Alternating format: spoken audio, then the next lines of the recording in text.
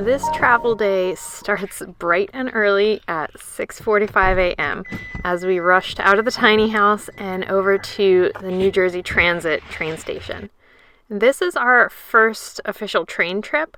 We were taking this train into Philadelphia 30th Street Station, and then from Philadelphia we were catching the Vermonter to head up to Vermont. So this was our first experience with Amtrak.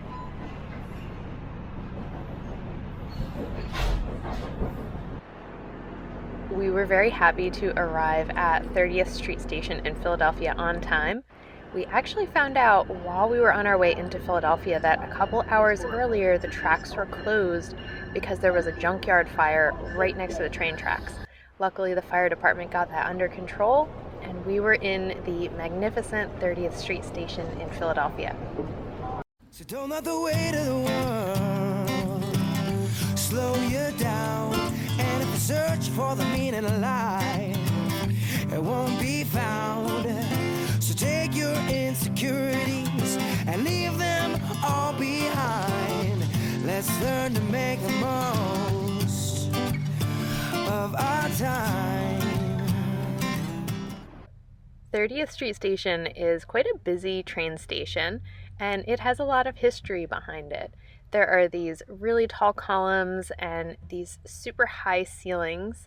So it wasn't a bad place to spend a little bit of time and grab breakfast, but we had to keep an eye out because as soon as they tell you that your train is boarding, you need to head down and be ready because the trains only stop for a very brief period of time. You have to jump on, try to find a seat, and at that point we didn't realize it, but the train was going to be quite full, and Patrick and I were actually not able to get seats right next to each other until after we passed New York. So I don't have any footage from that time. I didn't want to turn the camera on while I was sitting next to a stranger.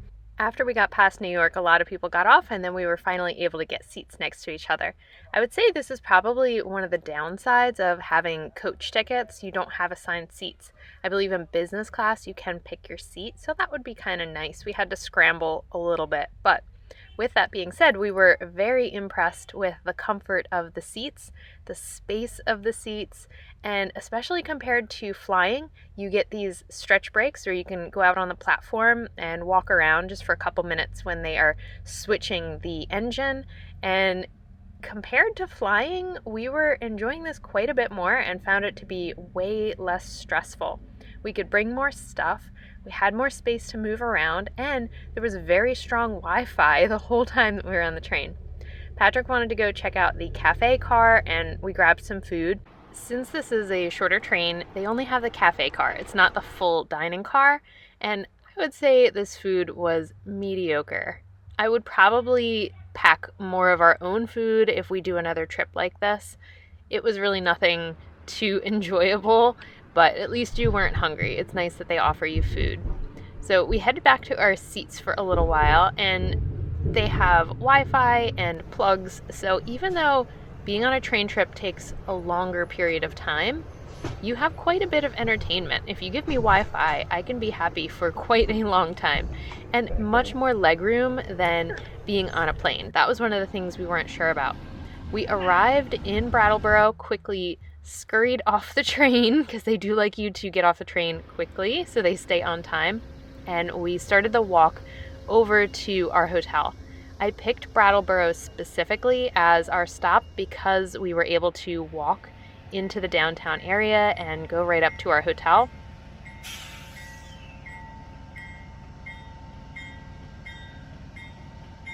There are not a lot of taxis or Uber available in Vermont, so I had to plan this trip quite carefully to make sure that we could get along without having a car once we got on and off the train. We did end up using quite a bit of Uber on the later parts of our trip, but at least for Brattleboro, we were able to walk to our hotel. And I was pretty excited about this hotel. I picked it specifically because of the location, but also because it has some character. You know, we like to do things that are a bit different, and this is quite a old historic hotel with some Art Deco touches. And there it is, 206. Right. So it's a pretty basic room. We have a view of a brick wall over there.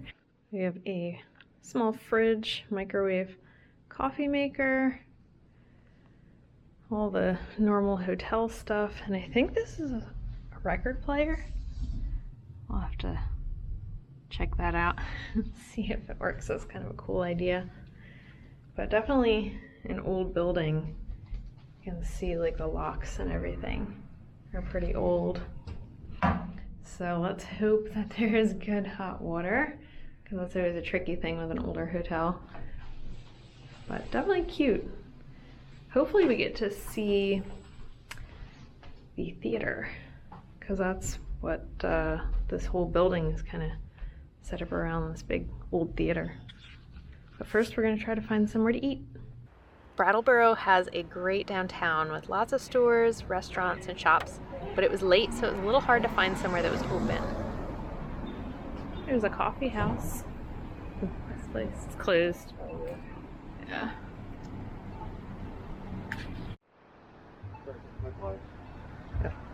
Go, go, go, go, go. We did a lap up and down the main street and just kind of surveyed all the different things to see where we wanted to eat the next day and where we were going to get coffee. But then we ended up walking back to a restaurant just across the street from where we were staying. I had one of my favorite meals, which is mushroom risotto. Patrick got the spaghetti and meatballs, but it wasn't regular spaghetti. It was spiralized zucchini noodles. And then we had to get the chocolate cake for dessert, because first day of vacation. Then we walked down to the bridge over the river. I guess the bridge you're thinking about.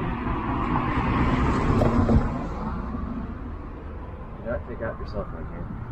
We walked around for a little while, enjoying the beautiful evening, but it was starting to get chilly, so we headed back to the hotel. It's a little chilly. It is getting a little chilly. Not bad though.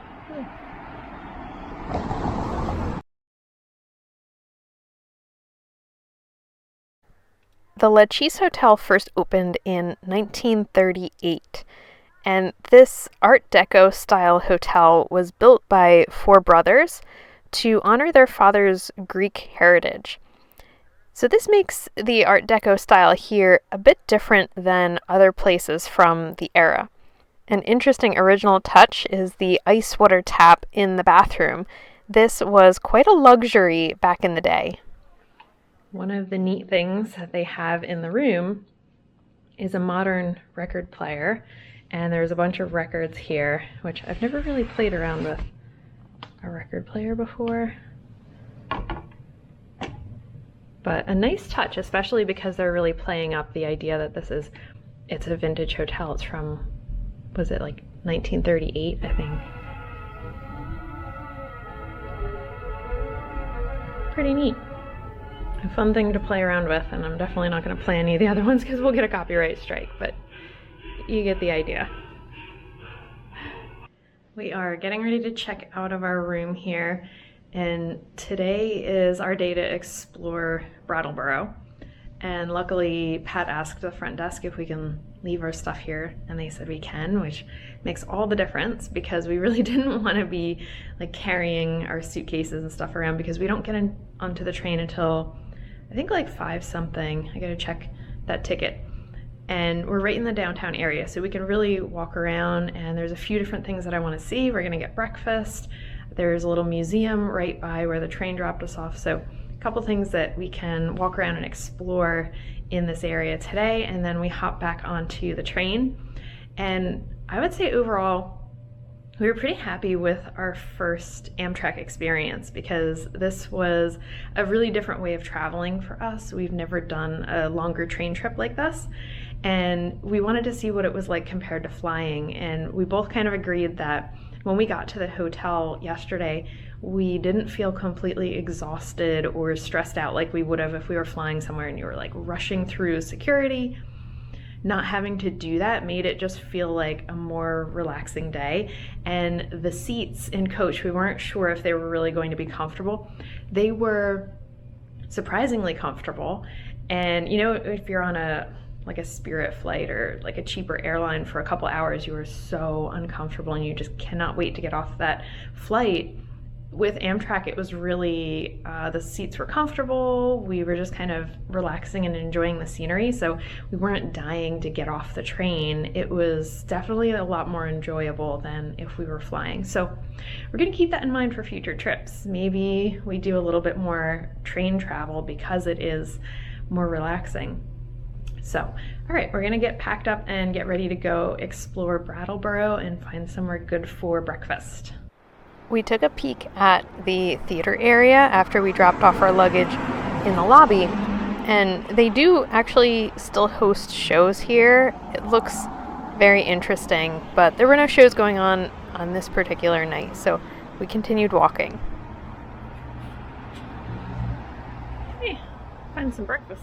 Yeah. Breakfast first and then coffee. We had a great breakfast at the Works Cafe. Patrick had a quinoa bowl with salmon and eggs that had pesto on it, and I got a breakfast sandwich. Very good.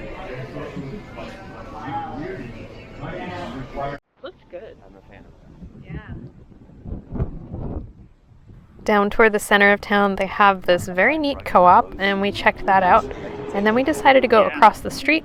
One of the highly recommended activities in the area is to go to this little art museum. And my favorite part was actually the building that it's in, which used to be the train station. So right behind this building is where the train tracks are, and that's where we got off the train yesterday. And it's also where we're going to be getting back on the train in a couple hours. This museum is by donation, and they have rotating exhibits. At this time, they had a modern art exhibit, and the artist works in felt. This was part of the interactive exhibit. Touch them. It's a good view. This train station was built in 1915. You can see a lot of the original marble accents and woodwork. There was a lot of work put into this station because at that time, train travel was very popular. People coming out of the city and wanting to see the greenery and open space of Vermont. But as car travel became more popular, the station fell into disrepair, and it was almost wrecked in the early 70s, but a group of locals came together and saved it, and it was turned into this museum. Luckily, a lot of the modern art pieces had codes that you could scan and hear the artist talk about their work. This phase is before tequila hangover, where abstract grids and brushing marks have appeared. You can see I was searching for something, the way to sublimate the figures into something more introverted. To dig deeper was to literally swallow the figures into the painting.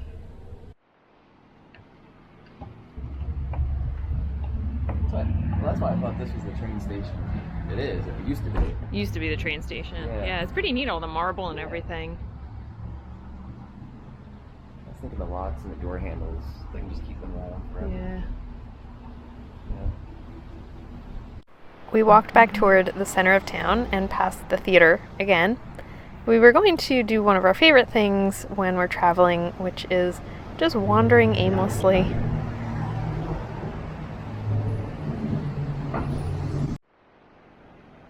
It's a busy downtown, but there's a lot of stores and stuff. A lot of places to eat. Actually, that's where we had breakfast, the Works.